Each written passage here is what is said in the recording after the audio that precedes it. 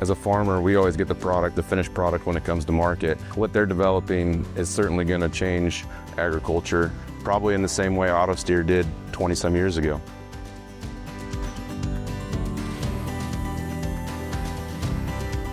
We're solving fundamentally important problems for humanity in feeding the world.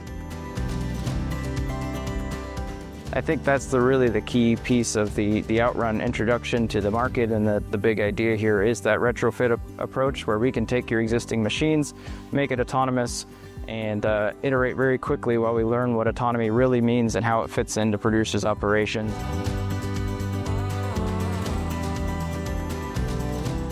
I think OutRun, the role it plays in the future of agriculture is it's the next step in the technology that is available to farmers. It will help with some of the issues that farmers are seeing nowadays with labor shortages. I think it's really the next step in their technology that they can use.